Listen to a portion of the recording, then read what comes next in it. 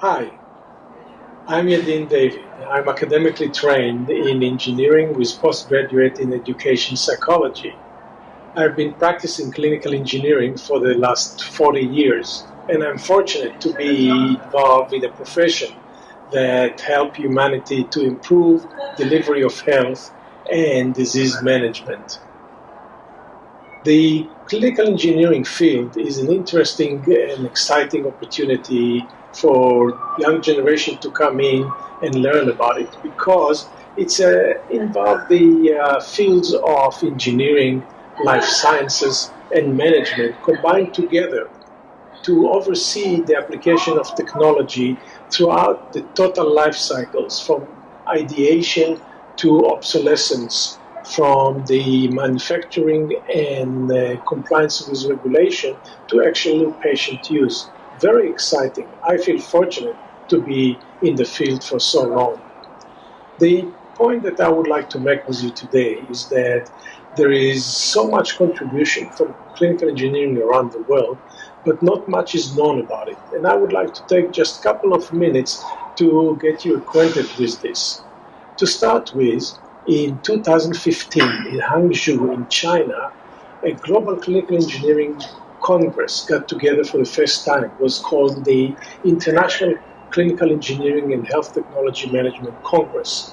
And in that congress, we asked the question, what are the challenges that face clinical engineering around the world?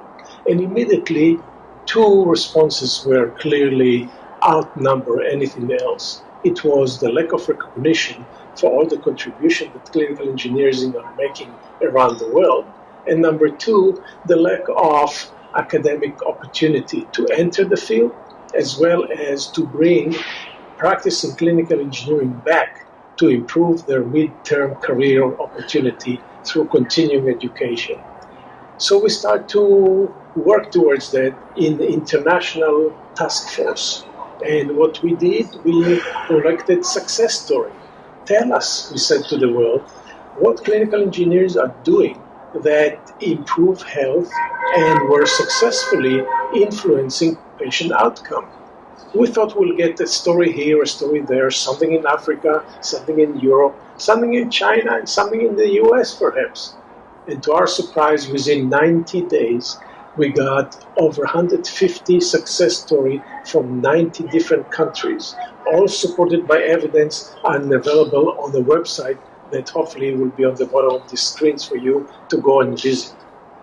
Then we submitted that to the World Health Organization, so all the Ministry of Health of member countries will be able to see and be impressed by the tremendous work that clinical engineers do around the world. Then number two was relating to academia. What is the body of knowledge that clinical engineer must have in order to be competent in the field? And how can we contribute to this teaching to become much more focused and efficient? This survey is going around the world and the results are being analyzed right now. And pretty soon, this will be the second white paper we will publish on the result of that. But it's obvious that we need to be more in synchronization and unified in the application of teaching in our field of clinical engineers. So I hope that in the couple minutes that I have here today with you, you were more educated about what clinical engineering do, how they prepare to enter the field, and that you're excited about, like I am, about the opportunity of helping fellow men and humankind healthcare, and will enter the field yourself. Thank you for your time.